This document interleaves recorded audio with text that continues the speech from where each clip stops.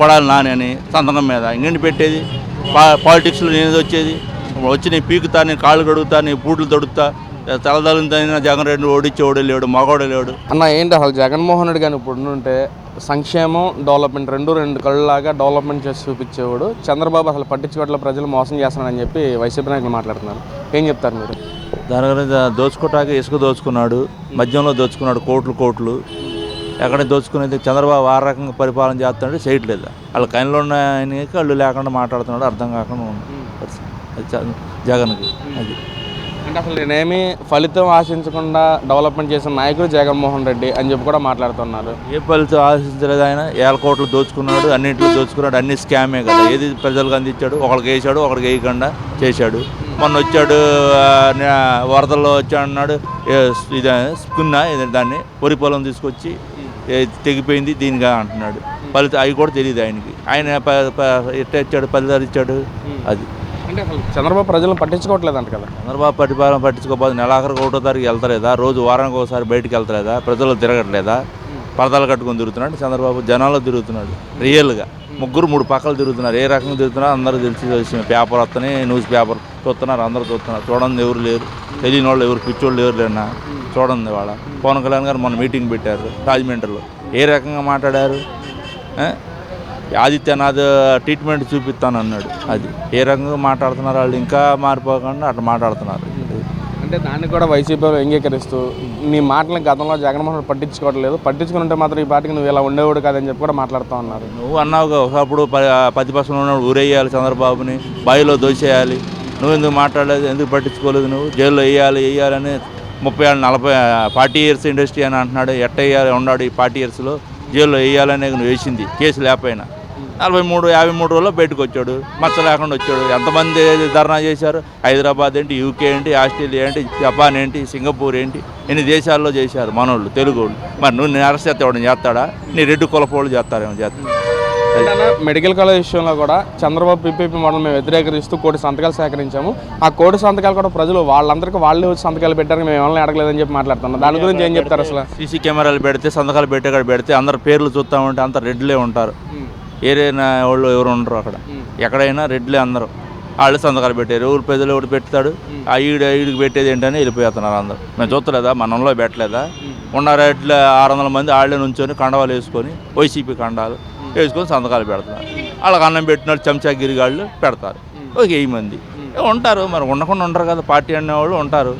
ఇప్పుడు చిరంజీవి గారు ఎంతో చేశాడు, చేసి ప్రజల్లోకి వచ్చాడు, ఓడించారని వెళ్ళిపోలేదా?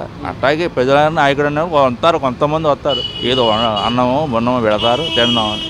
అంతేగా, రాకుండా ఎవడో ఉన్నాడు. అది అంటే 1 సంతకాలు కూడా ఎవరైతే పెట్టారో వాళ్ళందరూ మనోభావాలు దెబ్బతీసేలాగా చంద్ర ప్రభుత్వం నాయకులు మాట్లాడుతూ ఉన్నారని చెప్పి మాట్లాడుతున్నారు. ఏం మాట్లాడారు దాని గురించి? మంచిది సంతకం అదే చెప్పారు మొన్న, దాని గురించి దానికి ఇస్తున్నాం, వాళ్ళు చూసుకుంటారని చెప్తున్నారు. ఎవరికొకరికి ఇవ్వాలి కదా, ప్రభుత్వం చూసుకుంటే ఏంటి?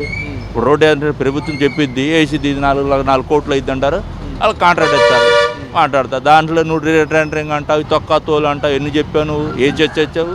చెప్తాం స్వాధీనంగా చెవులు మొత్తం జనాల్ని. అది అంటే వైజాగ్ రుషికొండ ప్యాలెస్ కానీ ఉంటే ఈ పాటికి మోడీ కానీ పుతిన్ కానీ మన రాష్ట్రానికి వచ్చి అక్కడ ఉండేవాళ్ళు అని చెప్పి కూడా మాట్లాడుతున్నారు. అది చంద్రబాబు నిర్వీర్యం చేశారు, అది ఉపయోగించుకుంటే చాలా మనకి బాగుండేది అని చెప్పి కూడా మాట్లాడుతున్నారు. ఆయన ఉంటే ప్రధానమంత్రి ఉంటే ఇక్కడ ఎందుకు ఉంటాడు? 29 రాష్ట్రాలు వదిలేసి ఢిల్లీ ఎప్పుడు కోట, పార్లమెంటు, రాజ్యసభ అక్కడ ఉండే, ఇప్పుడు అక్కడ ఉంటారు. నిన్ను జరగని ఇప్పుడు ఈయన జరిగిద్ది కొత్తగా. ఇప్పుడు 40 ఏళ్ళు 78 ఏళ్ళ స్వతంత్రం వచ్చి ఇన్ని సంవత్సరాలు జరగంది. ఇప్పుడు ఈయన కొత్తగా ఈయన పెట్టేస్తాడు, వైజాగ్ తీసుకొచ్చేస్తాడు ప్రధానమంత్రి. బుద్ధి జ్ఞానం లేకుండా మాట్లాడతాడు ఆయన ఎన్ని. అది అసలు ఓవరాల్గా పరిపాలన ఎలా ఉంది అసలు చంద్రబాబు? సూపర్గా ఉందని పరిపాలన, ఎక్సలెంట్గా ఉంది. పరిపాలనకి ఏమైంది? పరిపాలన బాగుంది. రోడ్లు వేస్తున్నారు, వర్షాలు పడుతున్నాయి, చక్కగా పంటకు పొలం అన్న వరి అయిపోయింది, తీసేసుకున్నారు. మనోహర్ గారు వచ్చి అన్ని అకౌంట్లో డబ్బులు వాళ్ళు 24 గంటలు పడిపోయినాయి. ఎక్కడ ఇబ్బంది లేదు, అన్నిటికి రేట్లు ఉండే, హ్యాపీగా ఉన్నారు అందరూ. ఎవరి పని వాళ్ళు చేసుకుంటూ పోతున్నారు. వీడు చెప్పే గోళ ఎవడో ఎంటలేదు. ఇప్పుడు వీడిని చూసేవాడు కూడా లేడు, వీడు సాక్షి ఛానల్ చూసేవాడే లేడు. అది అంటే పక్కన చంద్రబాబు ఏదైతే సూపర్ 6 పథకాలు ఇచ్చాడు, గతంలో నవరత్నాలు పెట్టి నేను టైం టు టైం ప్రతి ఇంటికి ప్రతి గడపకి మా వాలంటీర్ల ద్వారా వ్యవస్థ ద్వారా అందరికీ సంక్షేమ పథకం టైం టు టైం ఇచ్చాయని చెప్పి అంటున్నాడు. మా ఊళ్ళో 100 మంది వాలంటీర్లు పెట్టావు. ఏం చేశారు వాళ్ళు? 100 మంది వాలంటీర్లు. కొన్నకే 10,000 మంది ఉండే వాళ్ళకి 100 పెట్టావు. 5 లక్షల రూపాయలు ఎవరు సొమ్మిస్తావు ప్రతి నెల? వాళ్ళు ఏం చేశారు, ఒకరోజు పింఛన్ ఇచ్చి పారిపోయి పని వాళ్ళు చేసుకున్నారు. ఉద్యోగాలు ఇచ్చాను గొప్పలు చెప్పుకుంటా 20 లక్షల ఉద్యోగాలు ఇచ్చి 5 ఏళ్ళ జీతాలు. అది ఒక సాఫ్ట్వేర్ అయితే 30-40 వేలు వస్తాయి, వాళ్ళు బతుకుతా హ్యాపీగా బతుకుతారు. నేను 5 ఏళ్ళు తీసుకుని వాళ్ళు ఒకరోజు పని చేసి వాలంటీర్ వ్యవస్థను పెట్టి సచివాలయం వ్యవస్థలో ఉంది, వాళ్ళకి 30 వేలు జీతం ఇస్తున్నారు. వాళ్ళు వచ్చి 1వ తారీఖు ఇచ్చేసి వెళ్ళిపోతారా, 11 అయిపోతుందిగా. ఉందా పెన్షన్ వస్తా 2వ రోజైనా ఉందా? చంద్రబాబు ముందు 2 నెలలు ఉన్నాయి, 3 నెలలు ఉన్నాయి, మీ పెన్షన్ ఎక్కడికి పోదు, ధైర్యంగా ఉండండి. అది చెప్పావా, చెప్పవు, ఏది చెప్పవు, నీ స్టోరీ ఏంది? అది రాజకీయ నాయకుడు బయటకు వచ్చావా పరదాలు కడతావు, వెంకటేశ్వర స్వామి గుడి తిరిగి వెళ్తే పరదాలు కడతావు, దేవుడి తిరిగి వెళ్తే పరదాలు ఎందుకు నీకు? అది రియల్గా వెళ్ళు. అది అంటే రేపు 29 ఎట్టి మేమే గెలుస్తాము, వచ్చాక కూడా అంత చూస్తామని చెప్పి కూడా మాట్లాడుతున్నారు. గతంలో రప్ప ఒకటి పీకలకు వస్తాం, గొంతులకు వస్తాం అని చెప్పి కూడా మాట్లాడారు. మరి మొన్న రీసెంట్గా కూడా జగన్మోహన్ రెడ్డి నేను వచ్చాక 2 నెలల్లో ఎవరైతే మన కష్టానికి వెళ్ళారో జైలు పంపిస్తా అంటున్నాడు. ఏం జైల్లో పంపించేది? నువ్వు జైలు పంపించి అందరు ఖాళీగా ఎవరు లేరు, జైలు పంపిస్తాయి. నువ్వు వస్తేనేగా పంపిస్తాయి. నువ్వు రాజకీయం మళ్ళీ అధికారంలో వస్తేనేగా నీకు వస్తాయి. అసలు 90 సీట్లు అసలు ఎక్కడా గెలవలేవు నువ్వు ఈ నెక్స్ట్ టైం. అది 15 సంవత్సరాల దాకా నువ్వు గెలవలేవు. అప్పుడు నీ జీవితం కూడా అయిపోద్ది. నువ్వు ముసలోడు అంటున్నావు కదా చంద్రబాబు, ఆ ముసలోడు స్థానానికి నువ్వు వస్తావు రేపు. ఇప్పుడు 50-55 నీ వయసు, ఇంకా 15 సంవత్సరాల అధికారం 75 నువ్వు ముసలోడు అయిపోతావు. నువ్వేం చేస్తావు? ఉన్నప్పుడే వయసులో ఉన్నప్పుడే చేయలేకపోయావు, రేపు చేస్తావు నా తొక్క నువ్వు. అది అంటే అన్న ముఖ్యంగా మాట్లాడుతూ గతంలో 175కు వైనాట్ 175 అన్న మనుషులు ఈ రోజున మ్యాజిక్ ఫిగర్ 88 దాటితే ఒక్కొక్కరు చూస్తామని చెప్పి మాట్లాడుతున్నారన్న, ఏం చెప్తారు? మ్యాజిక్ ఫిగర్ దాటిది ఒకటి, నువ్వు నచ్చగా నలుగురు ఇటు వస్తారు, నీ మ్యాజిక్ ఫిగర్ పడిపోద్ది. ప్రభుత్వం పడిపోయినట్టేగా. మ్యాజిక్ ఫిగర్ 88, ఓ నలుగురు వచ్చేస్తారు నీ మాటలు ఇష్టం లేక. ఎవరో ఆఫర్ ఇస్తారు, అటు వచ్చేస్తారు, 5 వచ్చేస్తారు. 5 వస్తారనుకో 83. నీ మ్యాజిక్ ఫిగర్ లేనప్పుడు నువ్వు అసెంబ్లీలో ఎట్లా స్టార్ట్ చేస్తావా? అధికారం ఉంటేనే కన్నా. ఇప్పుడు 100 సెంచరీలు కొడితేనే సెంచరీ చేసామంటావు, కానీ ఒకటితో పోటుకొని అవుటే కదా. నువ్వు మ్యాజిక్ ఫిగర్ దాటుతావు. ఏం దాటేది నువ్వు? పులివెందులోనూ రావు, నేను నంద్యాలలోనూ రావు నీకు. అది జగన్మోహన్ మీద ఇంత వ్యతిరేకత రావడానికి కారణం ఏంటి అసలు? వ్యతిరేకత అంటే అది అంతే, ఆయన పరిస్థితి. ఆయన మాట్లాడతాం భాష లేదు సరిగా. ఏదైనా రపరప నాయవాళ్ళు చూసుకుంటారు. ఎవరు నీకు సజ్జల రామకృష్ణారెడ్డి ఎవరు?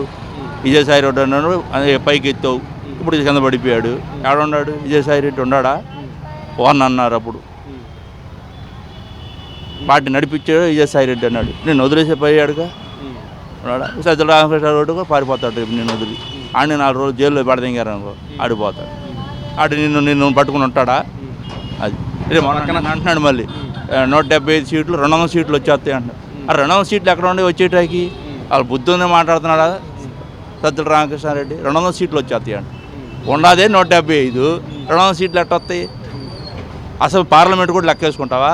పార్లమెంట్ నువ్వే గెలుస్తావా? ప్రజలు ఏం చేశావు నువ్వు? పార్లమెంట్కి ఒక వంతున వేసావా? గుడివాడ 15 సంవత్సరాల నుంచి గుడివాడ గుట్టకాగాడు ఉన్నాడు, వంతున వేసాడా? బాలశౌర్య గారు మొన్న బ్రిడ్జి కడుతున్నారా? జనసేన పార్టీ గెలిచి అది లేదు. బుద్ధి జ్ఞానం లేకుండా మాట్లాడుతున్నాడు. ఇదేంటి వైసీపీ పార్టీకి సహనారు ఇదా? ఇది ఆయన పదవి ఏంటి? సకల శాఖ మంత్రి. ఏముంది తెలిసి మాట్లాడుతున్నారు? 200 సీట్లు ఉన్నాయంట ఆయనకి. అంటే అన్న గుడివాడ ఎవరైతే మాజీ ఎమ్మెల్యే ఆయన కూడా మాట్లాడుతూ నేను ఇంకొక 6 నెలల్లో యాక్టివ్ అవుతానని చెప్పి కూడా మాట్లాడుతున్నారు. సంతకం పెట్టలేకపోయాడు. నా పేరు కొడాలి నాని అని సంతకం మీద. ఇంకేంటి పెట్టేది? పాలిటిక్స్లో నేను వచ్చేది వచ్చి నేను పీకుతా, నేను కాళ్ళు కడుగుతా, నేను పూట్లు తొడుగుతా, తలదలిన జగన్ రెడ్డి ఓడిలేడు, మగోడలేడు అని అన్నాడు. ఓడిపోయాడు. అది అంటే గుడివాడ నాని గారు గతంలో చేసిన వ్యాఖ్యలు మొత్తం ఏదైతే చంద్రబాబు గెలిస్తే నేను బూటులు తొడుస్తాను, లేదా రాజకీయ సన్యాసం తీసుకుంటాను చెప్పి ఇప్పుడు రాజకీయాలు యాక్టివ్ అవుతాను 6 నెలలు అని చెప్పి మాట్లాడుతున్నారు కదా. ఈ అన్నింటికి సమాధానం చెప్తారా కొడాలి నాని? సమాధానం చెప్తారు. ఆయన మీద కేసులు ఉండే రెడీ అయిపోయినాయి. జైలు అన్న లోకేష్ గారు కూడా చెప్తున్నారు. లోకేష్ అన్నయ్య చెప్పాడు, ఎట్టా ఎవరికైనా టైం వచ్చింది వేస్తాం, కంగారు పడవద్దు అని చెప్పాడు మన మీటింగ్లో. అంటే వాళ్ళు దాని గురించి కూడా మాట్లాడుతూ లోకేష్ రెడ్ బుక్ను పక్కన పెట్టి పరిపాలన మీద దృష్టి పెట్టాలని చెప్పి కూడా మాట్లాడుతున్నారు. మొత్తం రెడ్ బుక్ రాజ్యాంగం నడుస్తూ ఉందని చెప్పి అంటున్నారు. రెడ్ బుక్ పక్క పెట్టి చూసుకుంటున్నాడు. ముందు పెట్టుబడులు మొన్న వెళ్ళారు కదా ఢిల్లీ, మాట్లాడి వచ్చాడు కదా. అది